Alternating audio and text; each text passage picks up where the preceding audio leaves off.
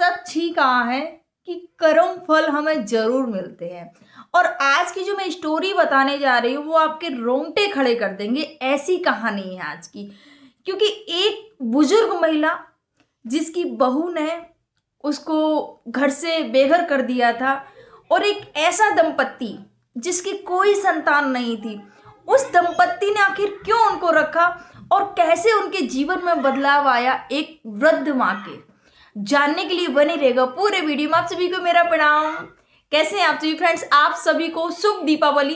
दीपावली की आप सभी को हार्दिक शुभकामनाएं। आज जैसे ही अंध का जो अमावस्या की रात, जो कि अंधेरी रात होती है, अंधेरी रात में पूरे हर घर में जो दीपक से जो प्रकाश होता है जगमगा जाता है और बहुत अच्छा लगता है। ऐसे ही आपके जीवन में भी प्रकाश ही प्रकाश हो, अंधकार दूर हो जाए, ऐसी मैं कामना करती हूँ। और खुशियाँ ही खुशियाँ आए आप सभी के जीवन में।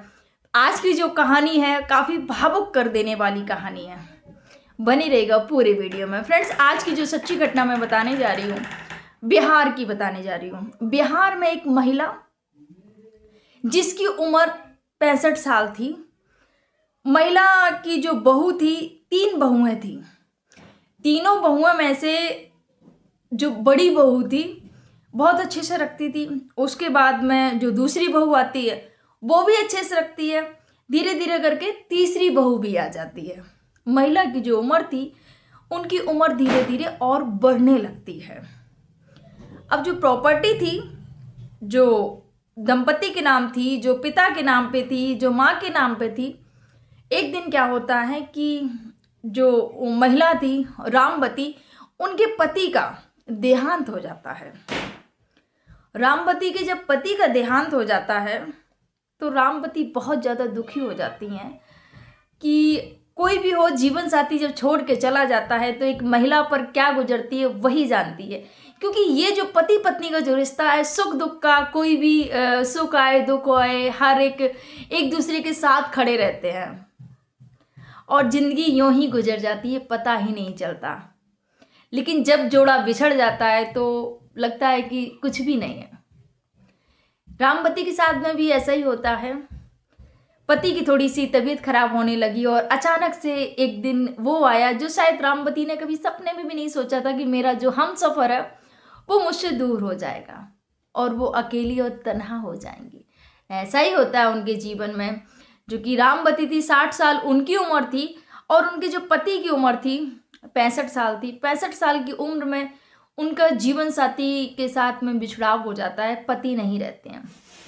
रामवती पहले से और ज़्यादा गुमसुम रहने लगती हैं। तीनों बहुएं ठीक थी अच्छे से, लेकिन धीरे धीरे उम्र बढ़ने लगती है। रामवती की उम्र आती है सेवा वाली। जब बहुओं को सेवा की ज़रूरत थी रामवती को कि बहुएं सेवा करेंगी, लेकिन उस समय जब तक रामवती के हाथ पैर चल रहे थे बहुएं खूब अच्छे से वो कर रही थी, पूछ रही थी। जैसे ही बहुएं अलग अलग हुई, तीनों बहुएं अलग अलग हो गई, तो तीनों बहुओं ने क्या किया, बंटवारा कर लिया कि जो माँ है, जो सासू माँ है, 3 महीना इनके यहाँ रहेंगी, 3 महीना उनके वहाँ रहेंगी और 3 महीना छोटे बेटे के यहाँ पर रहेंगी। ये उन तीनों ने माँ को बांट लिया था, सोचिए। इसके बाद में यही होता है, 3 महीने बड़े के पास में रहती हैं, 3 बीच वाले के पास में रहती हैं और छोटे वाले बेटे के साथ में रहती हैं। ऐसे ऐसे करके माँ को हर 3 महीने में अलग अलग बेटे के साथ में रहना पड़ता था। माँ ने कभी सपने में भी ना सोचा था कि कभी ऐसा भी दिन आएगा जो परिवार साथ में हंसता बोलता बैठता था, साथ में सारे लोग, तीनों बच्चे भोजन किया करते थे, बहुएं रहा करती थी।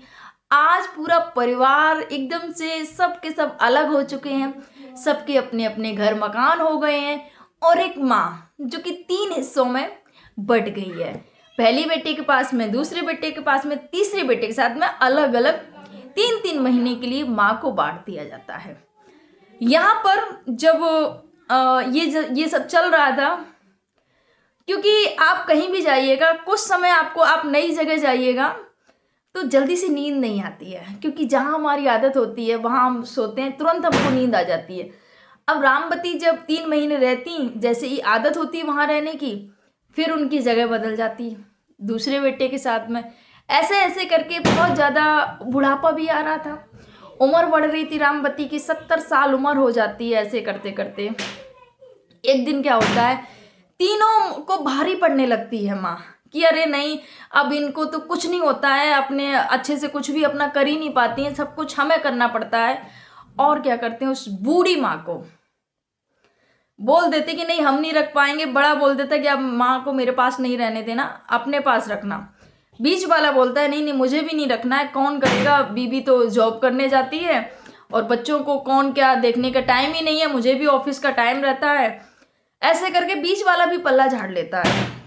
और जो छोटी बहू थी कुछ दिन तक रखती है, उसके बाद में बोलती है कि प्रॉपर्टी तो सबके नाम पर है, फिर मैं अकेली क्यों करूं। ये छोटी बहू भी बोल देती है और वो भी पल्ला झाड़ लेती है। अब माँ बहुत ज़्यादा दुखी, माँ बहुत ज़्यादा परेशान, और क्या किया जाए, बाहर चारपाई पर बैठ के रो रही थी। बूढ़ी माँ, वृद्ध माँ, 75 साल उम्र। तभी एक दंपति जो कि उनके घर के पास में ही रहते थे, वो देखते हैं कि क्या हुआ चाची, क्यों रो रही हो आप। जब उनसे बोला कि क्यों रो रही हो, तो माँ, जो बूढ़ी माँ थी, और रोने लगी फूट फूट कर। जब रोने लगी तो जो महिला थी वो उनको अपने यहाँ पर रखती है, बोली बताइए, मुझे बताइए क्या हुआ, आप मेरी माँ जैसी हो, आप मुझे बताइए क्या हुआ।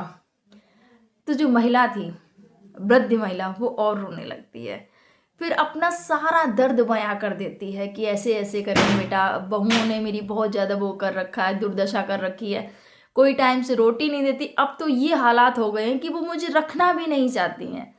तो जो वो महिला थी कोमल, उसने बोला कि अच्छा ये बताइए प्रॉपर्टी किसके नाम पर है माँ जी। तो कोमल ने जब पूछा प्रॉपर्टी किसके नाम पे है, तो माँ और रोने लगती कि प्रॉपर्टी तो बच्चों के नाम पर कर दी थी, कि ये बाद में झगड़ा ना करें, इस वजह से जो भी है जीते जी बांट दिया था इनके पापा ने, और मुझे नहीं पता था कि ये मेरी ऐसी हालत करेंगे। और ना कभी उन्होंने सोचा था, क्योंकि वो थे तो बहुएं सब बहुत अच्छे से रखते थे, बहुत अच्छे सब रहते थे भी, लेकिन ना सोचा था किसी ने कि ये दिन भी देखना पड़ेगा। और माँ फूट फूट कर रोने लगती थी। कोमल जब इस दर्द को सुना तो कोमल की आंखों में आंसू आ जाते हैं, कैसे बच्चे हैं। और एक मैं हूँ जो अपने बच्चे के लिए तरस रही हूँ, हर दर पे जाती हूँ, हर जगह माथा टेकती हूँ कि भगवान एक मुझे संतान हो जाए।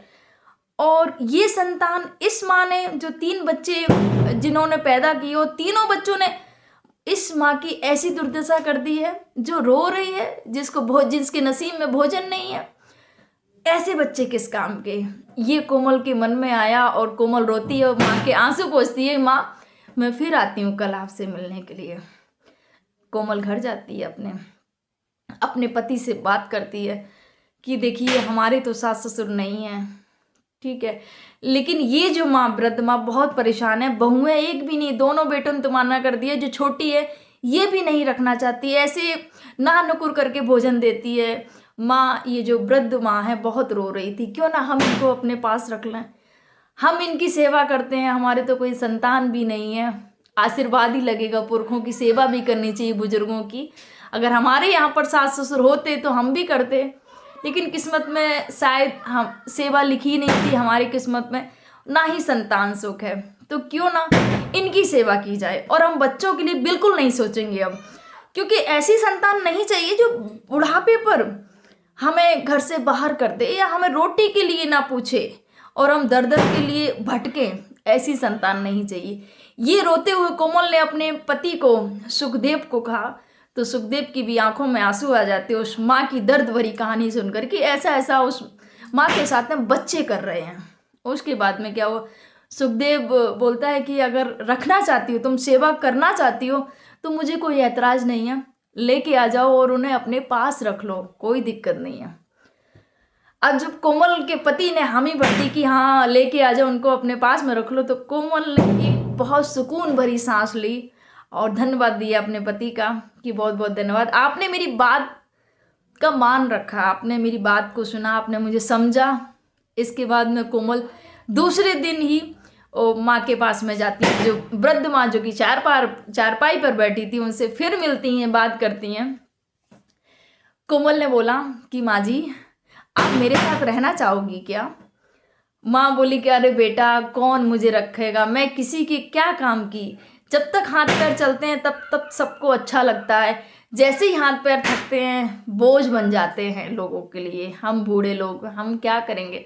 बोली कोमल बोलती नहीं माँ जी, कुछ नहीं, आप मेरी सासू माँ नहीं है, मेरे ससुर जी भी नहीं है, हमें उनकी सेवा करने का सुख प्राप्त नहीं हुआ, लेकिन हम आपकी सेवा करना चाहेंगे। और कोमल ने बोला कि माँ जी अगर आप राजी हो तो आप हमारे साथ में चलिए और हमारे साथ में रहिएगा। जब ये बात माँ जी ने सुनी, माँ को जो वृद्ध माँ थी उनको बहुत अच्छा लगा कोमल से बात करके। कोमल का जो स्वभाव था बहुत अच्छा था, बस बच्चे नहीं थे तो उस वजह से बहुत ज़्यादा परेशान रहती थी, दुखी रहती थी बच्चे के। तो कोमल उनको माँ जी को अपना सारा दुख बताती है और माँ जी समझाती हैं बच्चों के लिए कि देखो ना बेटा, मेरे 3-3 बच्चे हैं, किसने मुझे भोजन दिया, क्यों रोती हो आप। अगर किस्मत में किसी आत्मा का जुड़ाव होगा, किस्मत में कोई आत्मा का लिखा होगा आपसे, तो वो जरूर आएगी, आप टेंशन मत लो। उसके बाद में कोमल उनको माँ जी को अपने जो रामवती थी उनको साथ में लेके जाती है और कोमल और अपने साथ में रखती है। यहाँ पति पत्नी पहले 2 रहा करते थे, लेकिन यहाँ तीसरी रामवती आ जाती हैं जो कि वृद्ध थी, 75 वर्षीय उनकी आयु थी। जब वो घर में आती हैं तो एक बहुत अच्छा लगता है, तीसरे की घर में एंट्री होने से दोनों पति पत्नी बहुत खुश रहने लगते हैं। जो पति था सुखदेव वो ऑफिस चला जाता है, यहाँ कोमल रह जाती है।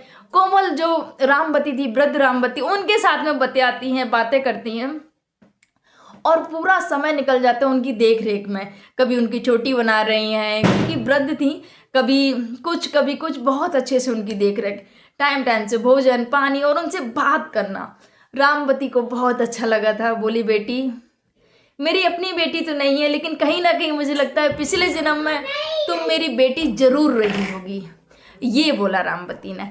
उसके बाद में क्या होता है कि कोमल की भी आंखों में आंसू आ जाते हैं कि मैं भी आपको अपनी माँ समझती हूँ, मेरी सासू माँ नहीं रही हैं लेकिन आप मेरी सासू माँ ही जैसी हैं। और कोमल बहुत अच्छे से उनकी सेवा करती है, बहुत खुश, हमेशा आशीष देती, हमेशा आशीर्वाद देती वो रामवती जो कि वृद्ध। उसके बाद में क्या होता है कि एक दिन वो आता है कि रामवती धूप में बैठी थी और उनको ऐसा लग रहा था बेटा मुझे कुछ अच्छा नहीं लग रहा, मुझे घबराहट हो रही है, और उनकी बोली लड़खड़ाने लगती है, आवाज़ लड़खड़ाने लगती है। और रामवती बोलती है बेटा मैं बहुत टाइम नहीं, बस कुछ घंटों की मेहमान हूँ, मुझे अजीब सा लग रहा है, ऐसा लग रहा है कोई मुझे लेने आ रहा है। जब ये अनुभव रामवती ने कोमल से बताया तो कोमल ने अपने पति सुखदेव से कहा कि ऐसा ऐसा करके माँ फील कर रही हैं। तो सुखदेव ने कहा कि उनके जो बेटे और बहू रहते हैं एक बार उनको बता दो ऐसे ऐसे करके। रामवती से बोला कि आप अपने बेटों को देखना चाहोगी। तो रामवती ने बोला कि इतने निकम्मे नालायक हैं, देखना तो नहीं चाहती हूँ, लेकिन फिर भी एक बार उनको दिखा दो। तो रामवती के जो बच्चे थे और जो बहुएं थी उनको सबको लास्ट समय दिखाया जाता है, पर रामवती अच्छे से किसी से बस एक नज़र देख तो ली, लेकिन जो आशीष जो आशीर्वाद कोमल और सुखदेव को दिया वो इतना, क्योंकि एक वृद्ध का आशीर्वाद बहुत लगता है। उसके बाद में अपने बच्चों को देखकर और कोमल और उनको आशीर्वाद देते हुए उनके प्राण पखेरु उड़ जाते हैं और उनकी आंखें खुली की खुली रह जाती, एक लंबी गहरी सांस आह की लेती हैं और उसके बाद में वो इस दुनिया को अलविदा कह देती हैं। ये देखते हुए कोमल और सुखदेव की आंखों में आंसू भर जाते हैं, उनके जो बेटे बहू थे वो भी रोने लगते हैं। लास्ट के जो शब्द थे वो आपकी आंखों में भी आंसू दे देंगे। रामवती ने अपने बच्चों से कहा कि बेटा ये मेरी बेटी जो कि मैंने इसको जन्म भी नहीं दिया था, इसने मेरा इतना ध्यान रखा, ये मेरा बेटा जो कि मैंने नहीं जना था, इसने मेरा इतना ध्यान दिया, और तुम मेरे अपने बेटे होके जिनको मैंने खून से सींचा है, जिसने मेरी कोख से जन्म लिया है, उन्होंने मुझे दर दर के लिए भटका दिया। आपके भी बच्चे हैं, भगवान ना करे आपके बच्चे कभी ऐसा आपके साथ में करेंगे। ये बोलते हुए रामवती आखिरी सांस लेती हैं। रामवती जब नहीं रहती हैं तो जैसे ही ये शब्द सुने बच्चों ने तो उनकी भी आंखों में आंसू आ जाते हैं और उनको पश्चाताप होता है कि सच में हमने अपनी माँ के साथ में बहुत ही गलत किया, हमें ऐसा नहीं करना चाहिए।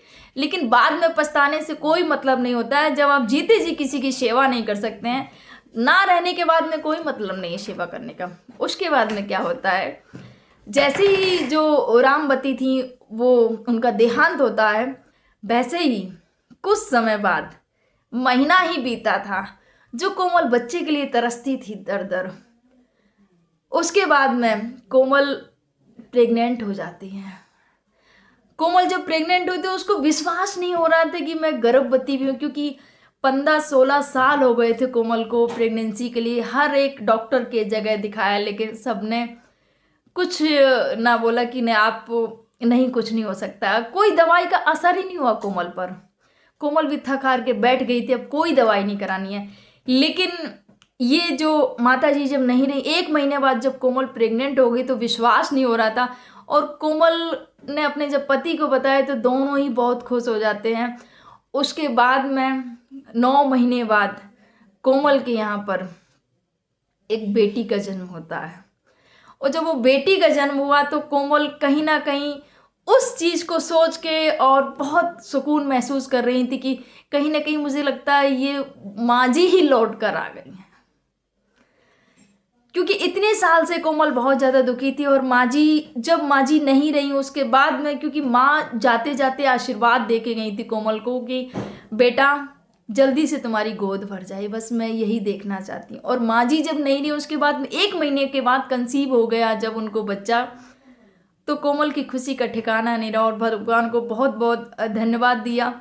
और उसके बाद में जब बेटी हुई, बेटी रूपी रत्न पैदा हुआ जब उनके यहाँ पर, तो खुशी का ठिकाना नहीं रहा। तो कहीं ना कहीं अच्छाई जरूर आती है। अगर आपने अच्छे कर्म किए हैं तो जरूर उसका फल मिलता है।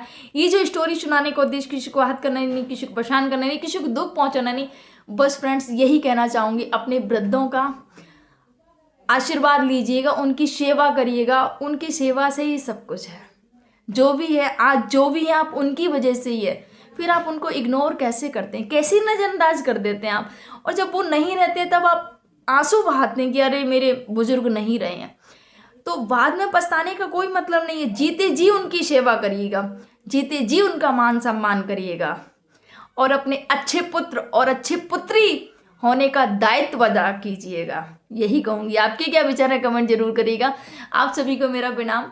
जय हिंद, जय भारत, जय सिया।